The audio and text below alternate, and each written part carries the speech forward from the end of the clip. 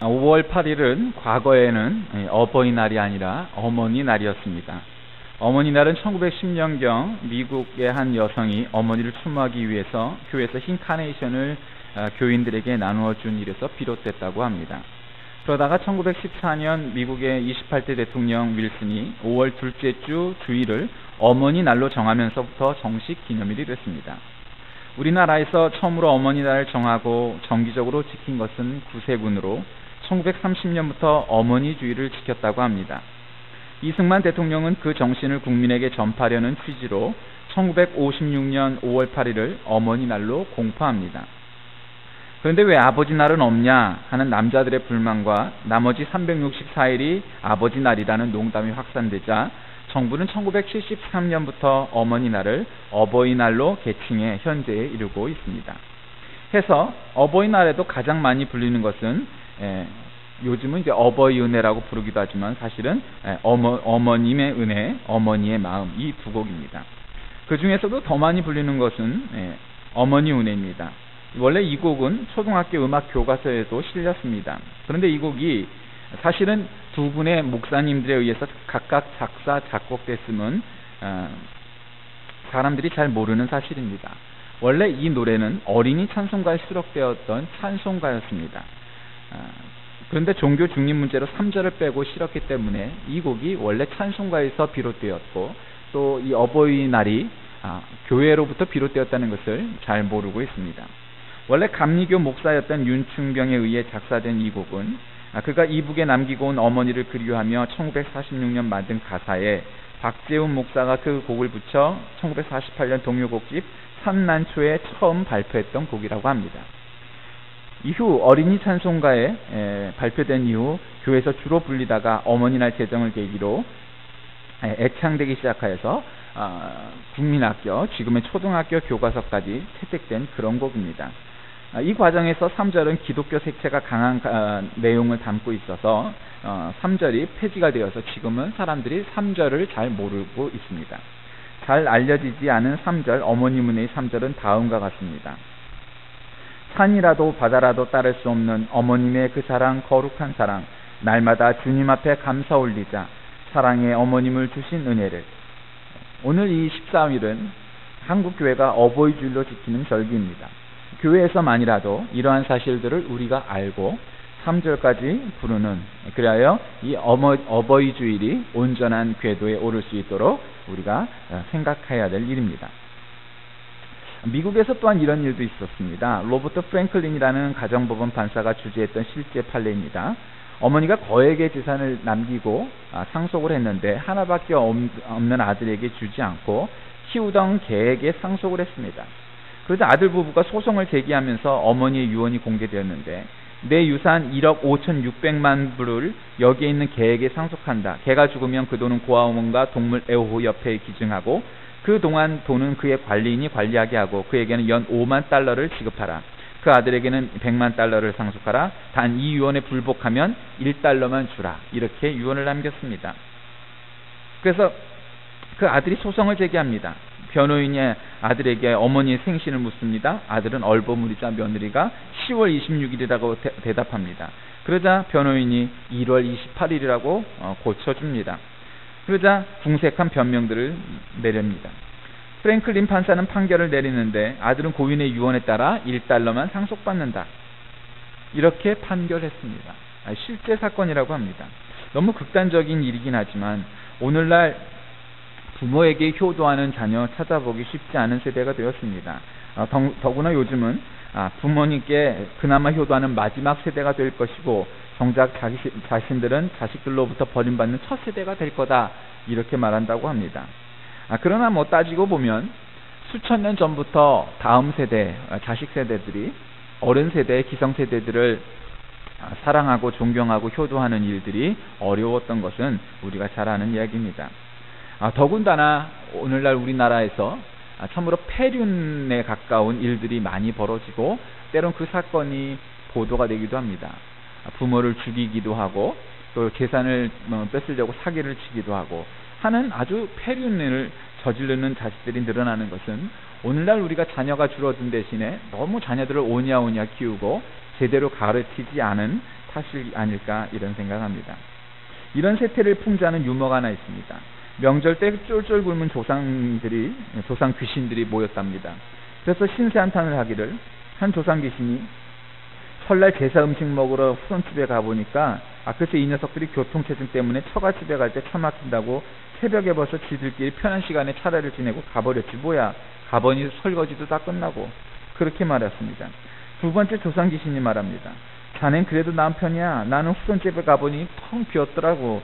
알고 보니 해외여행 가서 거기서 제사를 지냈다는 거야. 거길 내가 어딘지 알고 쫓아가겠어. 그러더니 나머지 한 조상 귀신이 말을 합니다. 상은 잘 받았는데 택배로 온 음식이 죄다 상해서 그냥 물만 한 그릇 먹고 나왔어. 그러자 또 다른 조상 귀신이 말합니다. 나쁜 놈들. 그러더니 말을 하기를, 나는 후손들 집에 가지도 않았어. 후손들이 인터넷인가 뭔가로 제사를 지낸다는데 내가 힘들게 후손 집에 갈 필요가 뭐가 있어. 그래서 근처 PC방으로 갔더니 인터넷 회원가입이 안 되는데 귀신은 회원가입도 막더라고. 그러니 내가 뭐 갈 필요 있겠어. 망할 놈들. 이랬답니다. 웃으면 우리가 듣기에는 뼈가 있는 유머입니다. 우리가 사는 이 세상에 예수 믿는 사람들이 여기서 제외가 되겠습니까? 우리 스스로 이 세상, 이 세태에 참으로 우리 조상, 우리 부모의 공로와 은혜를 생각하고 자식들을 그 안에서 가르칠 때 자식들이 저절로 배우게 될 것입니다. 우리 기독교는 사실 효의 종교입니다. 10계명의 앞부분, 네 번째 계명까지는 하나님에 관한 부분이고, 다섯 번째부터는 인간과 인간 사이를 규정하는 계명 아니겠습니까? 그만큼 사람과의 관계를 더 자세하게 구분을 해놨는데, 그 첫째가 무엇입니까? 그것은 내 부모를 공경하라입니다. 그만큼 우리 기독교는 효를 중시합니다. 아버지 어머니에게 막말을 한다? 그 즉시를 돌로 쳐 죽이라고 명령한 만큼 엄격한 것이 구약의 율법이었습니다. 이스라엘이 출애굽할 때 목숨을 걸고 탈출하는 장면이 있지 않습니까? 얼마나 긴박한 순간입니까? 그 순간에도 조상 요셉의 뼈를 챙겨서 가지고 나온 것이 바로 이스라엘 사람들입니다. 예수님께서 십자가에 달려 돌아가실 때를 여러분 기억해 보십시오. 십자가의 영은 최고로 가혹한 처형법입니다. 즉 아주 가장 극렬한 극악무도한 범죄인들을 죽일 때 행하던 법이라는 겁니다. 그런데 그 상태가 얼마나 긴박한 순간이었겠습니까? 그런데 자기 제자 요한에게 자신의 어머니 마리아를 부탁하는 말을 남기시지 않습니까? 이제부터 내 어머니라.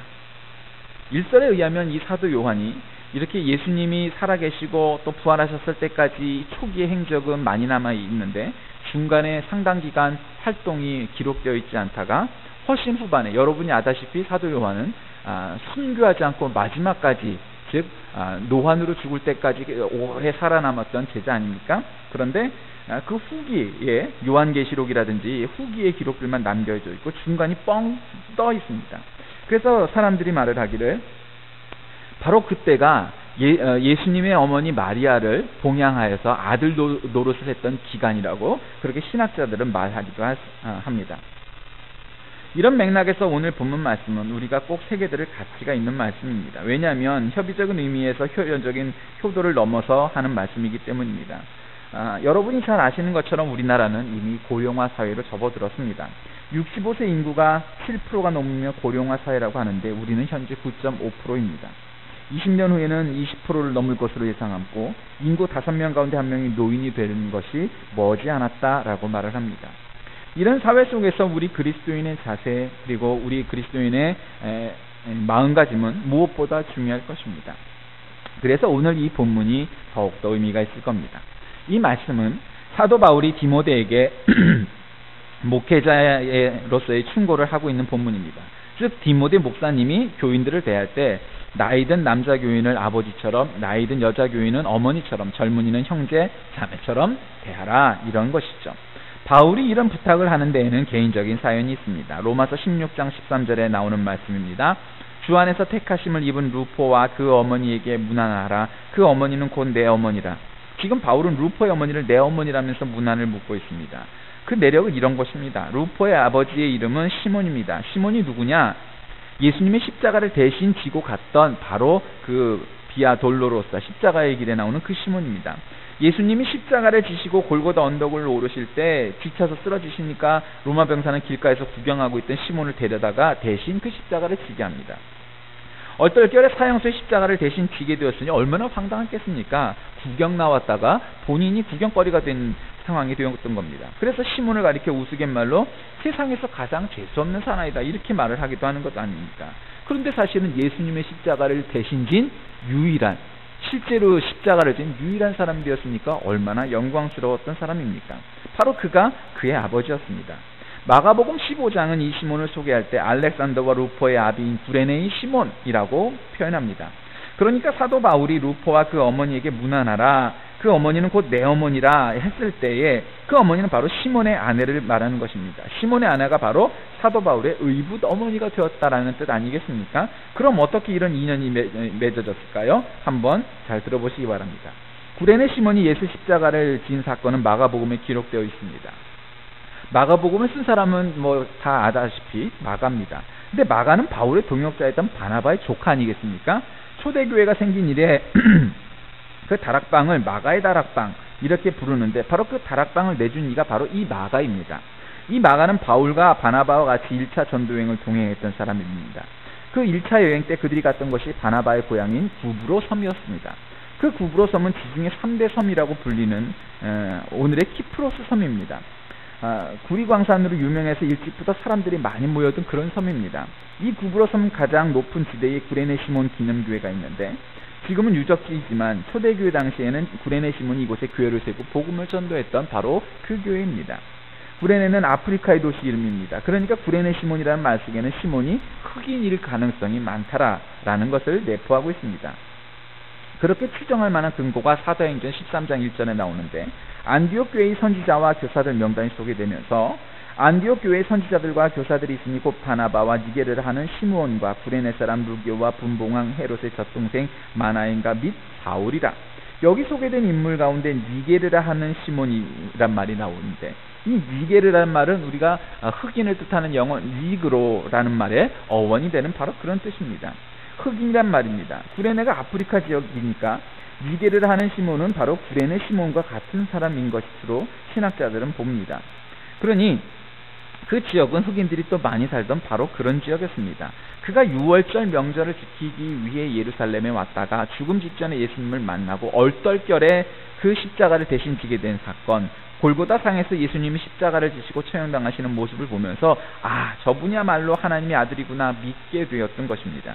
그래서 고향으로 돌아가 우선 자기 가족부터 전도하고 그 결과 시몬의 두 아들 알렉산더와 루포는 초대교회 감독까지 이르게 됩니다.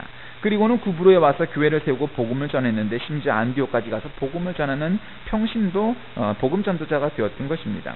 그래서 사도행전 11장 20절에는 그 중에 구브로와 구레네 및 몇 사람이 안디옥에 이르러 헬라인에게도 말하여 주 예수를 전파하니 이렇게 기록되어 있습니다. 그렇게 바울은 1차 전도 여행 때 구브로에서 바로 그 시몬을 만났고 선교 현장에서 동역한 사이가 되었던 것입니다. 시몬은 바울보다 훨씬 나이가 많았고 따라서 바울은 아들뻘쯤 되었습니다. 시몬의 아내를 어머니라 부르면서 그와 교류를 했던 겁니다. 그리고 바로 이러한 사실을 그 자리에 동행했던 마가복음의 저자 마가가 기억하고 마가복음을 쓰면서 시몬을 소개할 때 두 아들의 이름을 넣었던 것입니다. 여러분, 이 긴 이야기를 왜 이렇게 늘어놓을까요? 우리 하나님이 우리에게 원하시는 것은 바로 어버이를 공경하라 하는 것인데 에베소서 6장 1절은 우리가 항상 들어온 것 아닙니까? 자녀들아 너희 부모를 주 안에서 순종하라. 이것이 옳으니라. 여러분, 러시아의 문호 레오 톨스토이를 아실 겁니다. 그가 남긴 동화가 있는데 하나님이 천사장 가브리엘에게 세상에 내려가 가장 아름다운 것 3가지를 골라오라 이르셨습니다. 천사장 가브리엘은 세상 곳곳을 두루다니며 보다가 아름다운 3가지를 골랐는데 첫째는 활짝 핀 향기라는 꽃을 골랐습니다. 둘째는 한 바구니 순진한 어린이의 웃음을 골랐습니다. 셋째는 어머니의 사랑이었다고 합니다. 가브리엘이 이들 3가지를 가지고 하늘나라로 가는 동안 꽃은 시들어버렸습니다. 어린이는 어른이 되어서 순박했던 얼굴이 사납고 욕심이 덕지덕지한 어른의 얼굴로 변했답니다. 결국 가브리엘 천사가 하나님께 가져갔던 것은 어머니의 사랑만이 남았더라 하는 이러한 동화입니다. 이 땅에서 하나님께 드릴 수 있는 유일한 선물이 있다면 아마도 그것은 톨스토이가 갈파한 것처럼 어머니 아버지의 마음일 겁니다. 자식 사랑, 그것은 하나님처럼 우리가 닮아가는 가장 깊고 가장 원초적이고 가장 궁극적으로 남는 사랑 아니겠습니까? 우리가 자식이 없다면, 자식을 키워보지 못했다면, 죄송한 말씀이지만 사실은 아버지의 사랑, 어머니의 사랑, 즉 하나님의 사랑을 제대로 겪어보지 못한 것일 겁니다. 그만큼 우리는 자식을 키우며 하나님의 마음을 조금이나마 이해할 수 있게 됩니다. 82 된 아버지와 52 된 아들이 거실에 앉아 있습니다. 그때 마침 까마귀 한 마리가 날아와 창가에 앉았습니다. 그런데 이 할아버지는 조금 치매기가 있었던 겁니다. 그러자 얘야 저게 뭐냐? 아버지 저건 까마귀입니다. 잠시 후 또 묻습니다. 젖의 이름이 뭐지? 까마귀입니다. 잠시 아버지가 또 묻습니다. 젖의 이름이 뭐라고? 그러자 화가 치밀어서 까마귀라고요? 까마귀? 아니 아버지는 도대체 같은 질문을 몇 번씩 하세요? 노망난 늙은이 같으니라고 이렇게 말을 해버렸습니다. 그러자 아버지가 방으로 들어가서 옛날 손때 묻은 일기책을 들고 나옵니다.